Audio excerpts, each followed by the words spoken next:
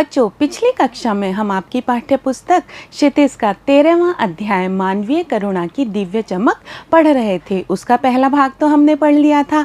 आज मैं आपको उसका दूसरा भाग पढ़ाऊंगी। बच्चों, इस पाठ के लेखक का नाम है सर्वेश्वर दयाल सक्सेना और यह एक संस्मरण है जो कि फादर कामिल बुल्के के विषय में लिखा गया है। तो इस पाठ में बताया गया है कि किस तरह से फादर कामिल बुल्के, जिनका जन्म तो हुआ था बेल्जियम में, लेकिन उन्होंने भारत को अपनी कर्मभूमि बनाया। वे यहाँ पर आए। यहाँ पर वे आए तो थे पादरी बन करके ईसाई धर्म का प्रचार प्रसार करने के लिए, लेकिन यहाँ आकर उन्होंने यहाँ के धर्म ग्रंथों का अध्ययन किया, रामचरितमानस का अध्ययन किया, तुलसीदास को पढ़ा और यहाँ की भाषाओं का बहुत अधिक अध्ययन किया, यहाँ की बोलियों को जाना और समझा। तो बच्चों, जब लेखक याद करता है कि फादर कामिल बुल्के जब उन्हें याद आते हैं तो वे याद आते थे उनको इलाहाबाद की सड़कों पर साइकिल चलाते हुए, क्योंकि उस समय वे साइकिल चलाया करते थे, सफ़ेद रंग का चोगा पहना करते थे। अब हम इस पाठ का दूसरा भाग पढ़ रहे हैं, तो बच्चों आगे देखते हैं। वह हमारे पास आकर रुकती है। तो जब फादर कामिल बुल्के साइकिल चला रहे होते हैं इलाहाबाद की सड़कों पर और लेखक उन्हें दिखाई दे जाते हैं तो उनकी साइकिल लेखक के पास आकर के रुक जाती है। मुस्कुराते हुए उतरते हैं। वे साइकिल से मुस्कुराते हुए उतर जाते हैं। देखिए देखिए, मैंने उसे पढ़ लिया है और मैं कहना चाहता हूँ। और साइकिल से उतर करके वे कहते हैं, देखिए मैंने उसे पढ़ लिया है, यानी कि लेखक की कोई पुस्तक को वे पढ़ चुके होते हैं। लेखक जो पुस्तकें लिखते हैं वह उन्हें देते हैं पढ़ने के लिए, तो वे कहते हैं मैंने आपकी लिखी हुई पुस्तक को पढ़ लिया है और मैं कहना चाहता हूँ, यानी कि उस पुस्तक के विषय में जो राय वे देना चाहते हैं अपनी राय व्यक्त कर देते हैं। उनको क्रोध में कभी नहीं देखा। लेखक ने कामिल बुल्के को क्रोध में कभी भी नहीं देखा। आवेश में देखा है, लेकिन क्रोध में ना देखकर उन्हें आवेश में देखा है। आवेश का अर्थ होता है बच्चों आवेग और उत्साह, कि किसी बात पर वे एकदम से जोश में आ जाते हैं। इस प्रकार के जोश में उन्हें देखा गया है। और ममता तथा प्यार से लबालब छलकता महसूस किया है।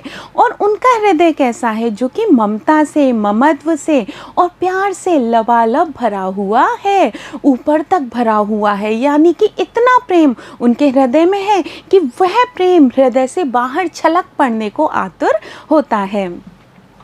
अक्सर उन्हें देखकर लगता है कि बेल्जियम में इंजीनियरिंग के अंतिम वर्ष में पहुंचकर उनके मन में सन्यासी बनने की इच्छा कैसे जाग गई। बच्चों, हमारे देश भारत से हजारों किलोमीटर दूर बेल्जियम में उनका जन्म हुआ था, जो कि बहुत सुंदर देश है, यूरोप का एक बहुत ही प्यारा, बहुत ही सुंदर देश है। अब उस देश में जन्म लेने के बाद और वहाँ पर भी बड़े होने तक इंजीनियरिंग की पढ़ाई वे कर रहे थे और इंजीनियरिंग की पढ़ाई के अंतिम वर्ष में थे, यानी कि 1 साल और पढ़ाई कर लेते तो वे इंजीनियर बन जाते और उन्हें कहीं पर बहुत अच्छी नौकरी भी मिल जाती। लेकिन उसी समय उनके मन में सन्यासी बनने की भावना जाग गई। उसका कारण क्या था? जबकि घर भरा पूरा था, ऐसा भी नहीं था कि उनके परिवार में कोई था नहीं, भरा पूरा परिवार था। 2 भाई थे, 1 बहन, माँ, पिता सभी थे, यानी कि पूरा परिवार था। लेकिन फिर भी वे सन्यासी बनने के इच्छुक हो गए। आपको अपने देश की याद आती है? लेखक उनसे पूछता है, क्या आपको कभी कभी अपने देश बेल्जियम की याद आती है? तो वे कहते हैं, मेरा देश तो अब भारत है। उन्होंने भारत को अपना देश मान लिया था, यहाँ की नागरिकता भी ले ली थी और अपने जीवन का अधिक समय उन्होंने भारत में ही बिताया था। तो वे क्या जवाब देते हैं कि मेरा देश तो अब भारत है। मैं जन्मभूमि की पूछ रहा हूँ। लेखक कहता है, लेकिन मैं आपकी जन्मभूमि के बारे में पूछ रहा हूँ। जन्मभूमि बच्चों जन्म स्थान को कहते हैं, जहाँ पर हमारा जन्म होता है वह हमारी जन्मभूमि होती है। तो लेखक कहता है, लेकिन मैं यह पूछ रहा हूँ कि क्या आपको बेल्जियम की याद आती है, जहाँ पर आपका जन्म हुआ था? हाँ आती है, बहुत सुंदर है मेरी जन्मभूमि रेम्स चैपल। तो बेल्जियम के रेम्स चैपल नामक स्थान पर, रेम्स चैपल नामक नगर में उनका जन्म हुआ था। तो वे कहते हैं हाँ मुझे अपनी जन्मभूमि की याद आती है, बहुत याद आती है। और वह जो मेरा शहर था वह बहुत ही सुंदर था, उसका नाम था रेम्स चैपल। घर में किसी की याद, अब लेखक पूछते हैं घर में भी तो किसी की याद आती होगी, आपके घर में सब थे, माँ थी, पिताजी थे, भाई थे, बहन थी, क्या उनकी याद आपको नहीं आती? माँ की याद आती है, बहुत याद आती है। तो वे कहते हैं कि हाँ माँ की तो मुझे बहुत याद आती है। फिर अक्सर माँ की स्मृति में डूब जाते देखा है। स्मृति यानी कि याद। तो जब माँ की बात शुरू हो जाती थी उसके बाद उन्हें माँ की याद आ जाती थी और उन यादों में वे डूब जाया करते थे। उनकी माँ की चिट्ठियाँ अक्सर उनके पास आती थीं। उनकी माँ इनके लिए पत्र लिखा करती थी और वे पत्र इनके पास आया करते थे। अपने अभिन्न मित्र डॉक्टर रघुवंश, उनके बहुत ही प्यारे मित्र थे, बहुत ही करीबी मित्र थे, जिनका नाम था डॉक्टर रघुवंश। उन डॉक्टर रघुवंश को वह उन चिट्ठियों को दिखाते थे। हर किसी को अपनी माँ की चिट्ठियाँ नहीं दिखाते थे, लेकिन अपने सबसे करीबी मित्र डॉक्टर रघुवंश को माँ की चिट्ठियाँ भी दिखा दिया करते थे। पिता और भाइयों के लिए बहुत लगाव मन में नहीं था। माँ से तो वे बहुत स्नेह रखते थे, लेकिन अपने पिता से और भाइयों से उन्हें बहुत ज़्यादा स्नेह नहीं था। उनके पिता व्यवसायी थे, यानी कि अपना कारोबार किया करते थे। एक भाई वहीं पादरी हो गया है। उनका एक भाई था जो कि रेम्स चैपल में ही पादरी बन गया था। पादरी बच्चों ईसाई धर्म का पुरोहित या आचार्य माना जाता है। ईसाई धर्म में जो धर्म गुरु होते हैं, जो धर्म का ज्ञान रखते हैं, उन्हें पादरी कहा जाता है। एक भाई काम करता है, लेकिन जो दूसरा भाई था वह काम करता था, नौकरी करता था। उसका परिवार है, उसने विवाह किया और उसका परिवार भी था। बहन सख्त और जिद्दी थी। इनकी एक बहन थी, अकेली बहन थी, जो कि सख्त मिजाज की थी और जिद्दी थी। बहुत देर से उसने शादी की। बहुत अवस्था होने तक वह विवाह नहीं करती थी। उसका विवाह बहुत देर से हुआ था।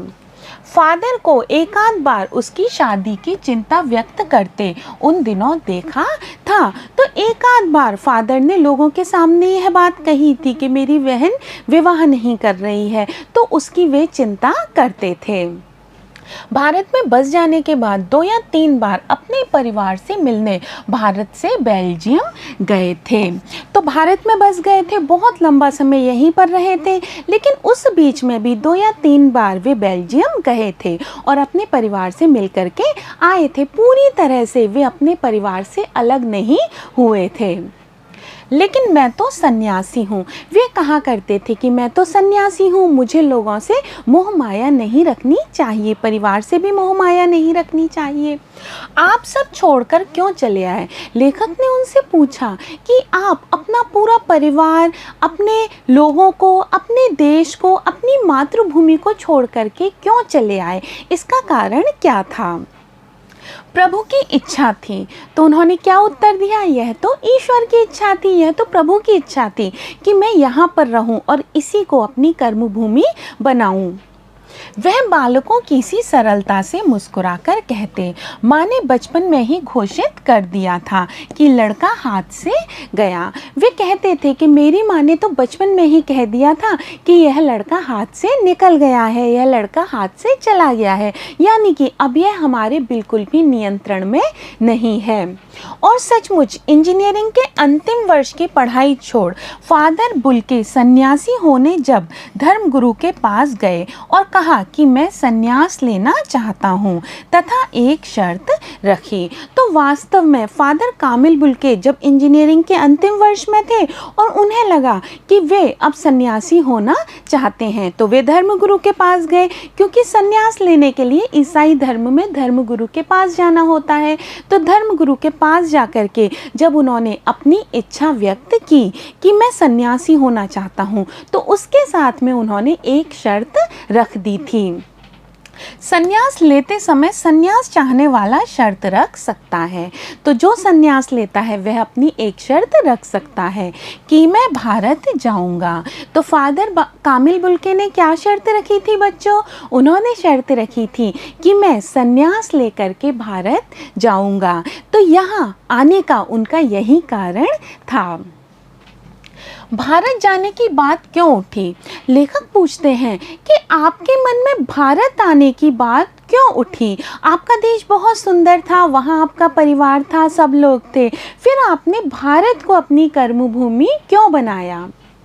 नहीं जानता, बस मन में यह था। तो फादर कामिल बुल्के ने कहा, मैं नहीं जानता कि क्यों मेरे मन में भारत देश में आने की इच्छा थी, बस मेरे मन में यह बात आ गई थी। उनकी शर्त मान ली गई और वह भारत आ गए। तो जब उन्होंने संन्यास लिया, उनकी यह शर्त मान ली गई और वे भारत आ गए। पहले जीसेट संघ में 2 साल पादरियों के बीच धर्माचार की पढ़ाई की। तो यहाँ आकर के जीसेट संघ नाम की एक संस्था है जो कि ईसाई धर्म का प्रचार प्रसार करती है और जो पादरी बनते हैं उनको सारा ज्ञान देती है, उनकी शिक्षा का प्रबंध करती है।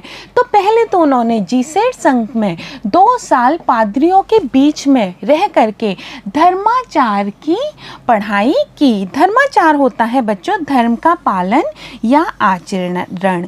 यहाँ पर हम कह सकते हैं कि पहले उन्होंने धर्म का 2 साल अध्ययन किया। अगर स्वयं ही धर्म का अध्ययन नहीं करते तो लोगों को धर्म के विषय में कैसे शिक्षा देते, लोगों को कैसे बताते कि धर्म का पालन कैसे किया जाना चाहिए। तो सबसे पहले इन्होंने 2 साल तक धर्म की शिक्षा ली।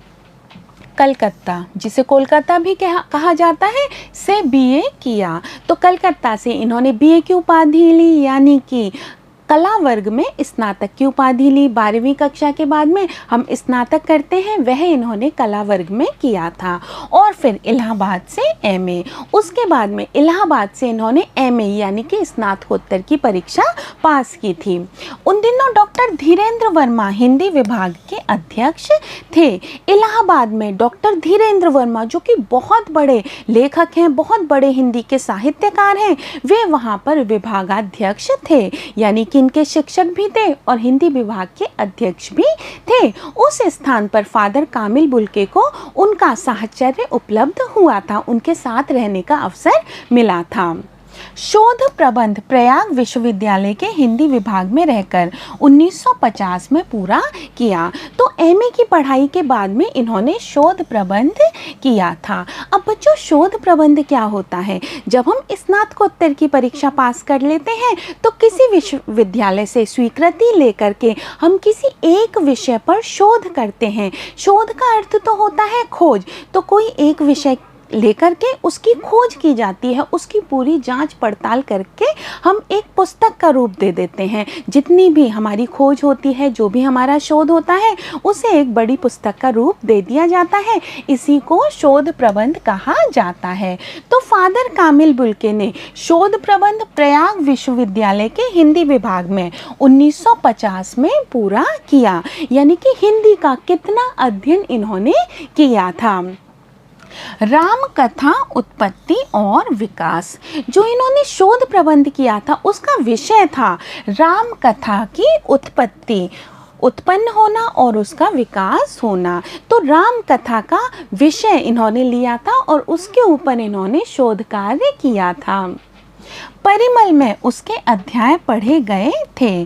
परिमल जो कि एक साहित्यिक संस्था थी, उसमें इनके शोध प्रबंध के जो अध्याय थे वे पढ़े गए थे। फादर ने मातरलिंक के प्रसिद्ध नाटक ब्लू बर्ड का रूपांतर भी किया है नील पक्षी के नाम से। तो मातरलिंक बेल्जियम के एक लेखक हुए हैं।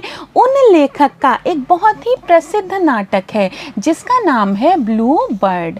उस प्रसिद्ध नाटक का इन्होंने हिंदी में रूपांतर किया था, यानी कि रूप परिवर्तित किया था और उसका नाम रखा था नील पक्षी। तो इस प्रकार से हिंदी साहित्य को भी इन्होंने समृद्ध बनाने का प्रयास किया था।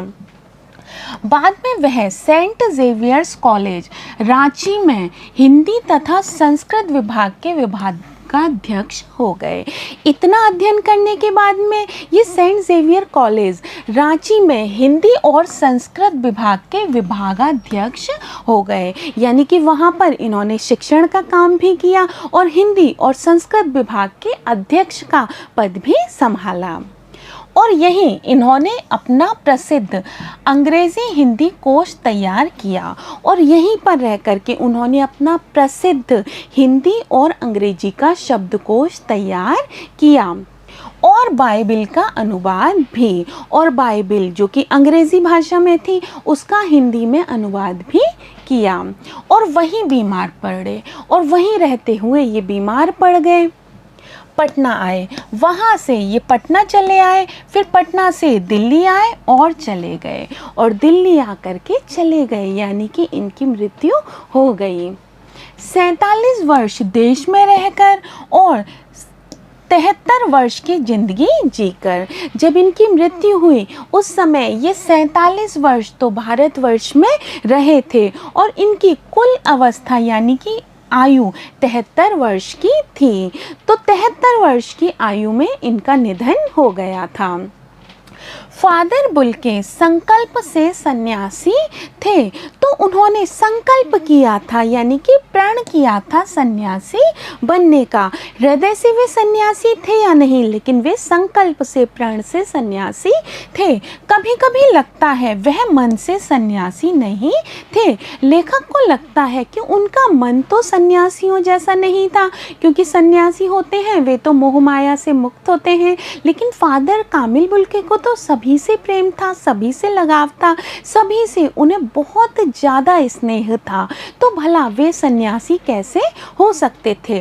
रिश्ता बनाते थे तो तोड़ते नहीं थे।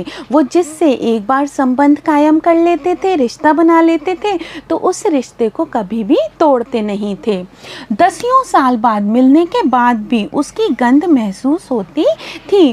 कोई व्यक्ति उनसे एक बार मिल लेता था तो वह जीवन भर उनकी गंध को अपने आसपास महसूस करता था। उनके लगाव को, उनके स्नेह को वह अपने आसपास मानता था। तो 10 वर्ष बाद भी जब वे मिलते थे तो उनका स्नेह देखते ही बनता था। वह जब भी दिल्ली आते जरूर मिलते। तो लेखक कहता था जब भी वे दिल्ली आते थे तो मुझसे ज़रूर ही मिलते थे, खोज कर यानी कि मुझे ढूंढ कर, समय निकाल कर, किसी भी तरह अपना समय निकालते थे। गर्मी, सर्दी, बरसात झेल कर मिलते, चाहे 2 मिनट के लिए ही सही। तो चाहे कैसी भी परिस्थिति होती वे लेखक से ज़रूर मिलते थे, चाहे 2 मिनट के लिए ही मिलें, पर चाहे गर्मी हो, सर्दी हो, बरसात हो, कैसी भी परिस्थिति हो, वे समय जरूर निकाला करते थे। यह कौन सन्यासी करता है? ऐसा काम कौन सन्यासी कर सकता है? उनकी चिंता हिंदी को राष्ट्रभाषा के रूप में देखने की थी। बच्चों, वे हिंदी से बहुत प्रेम करते थे। हिंदी का उन्होंने गहन अध्ययन किया था, हिंदी साहित्य का उन्होंने अध्ययन किया था, इसलिए उनको एक ही बात की चिंता थी। वे चाहते थे हिंदी को राष्ट्रभाषा के रूप में देखना। वे चाहते थे पूरे राष्ट्र की एक ही भाषा हो हिंदी, और उस हिंदी का विकास होते हुए देखना चाहते थे। हर मंच से इसकी तकलीफ बयान करते। जब भी मंच पर चढ़ते थे कुछ बोलने के लिए, लोगों को संबोधित करने के लिए, तो अपनी यह तकलीफ, यह दुख व्यक्त करते थे। इस दुख को बताते थे कि हिंदी को वह सम्मान नहीं प्राप्त हो रहा है जिसकी वह अधिकारिणी है। इसके लिए अकाट्य तर्क देते और अपनी बात को सामने रखते हुए अकाट्य, जो बात काटी ना जा सके, इस तरह के तर्क दिया करते थे जिन तर्कों को काटा नहीं जा सकता था, जिन बातों का विरोध नहीं किया जा सकता था। बस इसी एक सवाल पर उन्हें झुंझलाते देखा है। केवल एक यही बात थी। कौन सी बात? हिंदी की बात। केवल हिंदी की बात पर ही उन्हें झुंझलाते हुए यानी कि क्रोध करते हुए, चिढ़ते हुए देखा गया था। और हिंदी वालों द्वारा ही हिंदी की उपेक्षा पर दुख करते उन्हें पाया है। और हिंदी वालों यानी कि जो लोग हिंदी भाषी हैं, जो लोग हिंदी बोलते हैं, उनके द्वारा ही हिंदी की उपेक्षा की जाती है, उनके द्वारा ही हिंदी को महत्व नहीं दिया जाता। इस बात पर भी उन्हें बहुत अफसोस, बहुत दुख होता था। घर परिवार के बारे में, निजी दुख तकलीफ के बारे में पूछना उनका स्वभाव था। वे जब भी मिलते थे तो हमारे घर परिवार के विषय में पूछा करते थे, हमारे दुखों के, हमारी तकलीफ़ों के विषय में भी जानना चाहते थे। यह उनका स्वभाव ही था। और बड़े से बड़े दुख में उनके मुख से सांत्वना के जादू भरे 2 शब्द सुनना एक ऐसी रोशनी से भर देता था जो किसी गहरी तपस्या से जन्मती है। और हमारे ऊपर कितना भी दुख आता था, कितनी भी तकलीफ़ होती थी, लेकिन उनके जो 2 शब्द होते थे, वे 2 शब्द ही इतनी सांत्वना देते थे कि हमारी दुख और तकलीफ दूर हो जाती थी। ऐसा लेखक कहता है। हर मौत दिखाती है जीवन को नई राह। वे कहा करते थे कि हर मौत जिंदगी की एक नई राह दिखाती है, जिंदगी का, जीवन का एक नया रास्ता दिखाती है। मुझे अपनी पत्नी और पुत्र की मृत्यु याद आ रही है।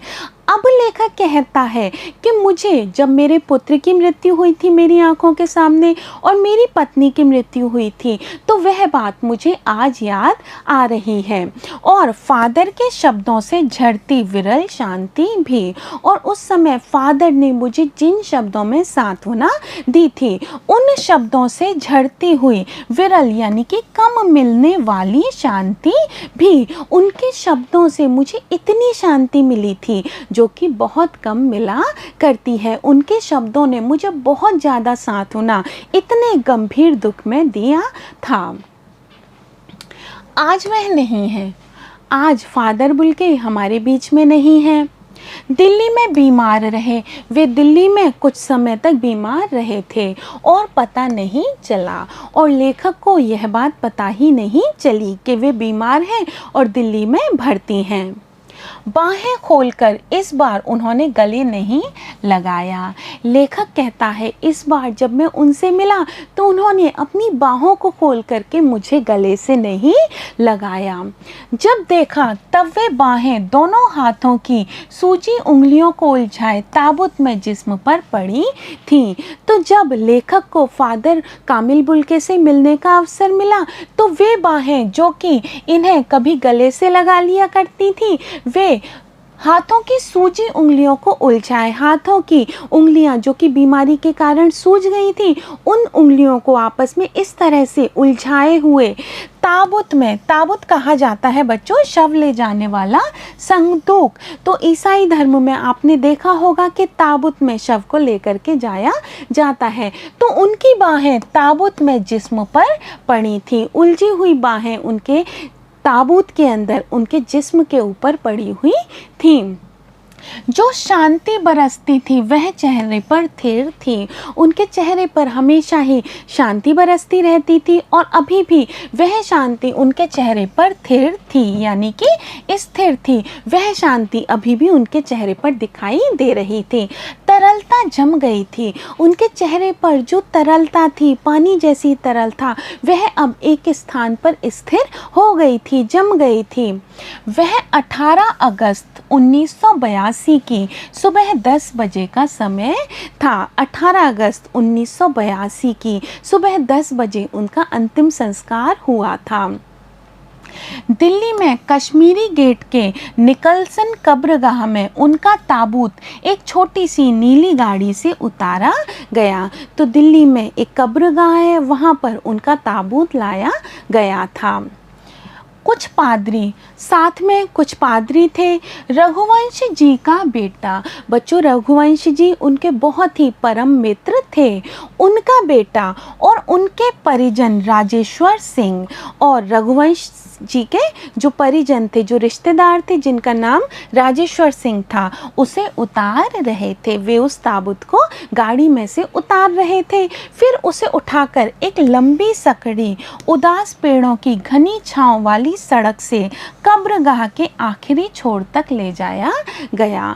फिर उस उदास समय में उस ताबूत को उदास पेड़ों की छांव में कब्रगाह तक लेकर के आया गया।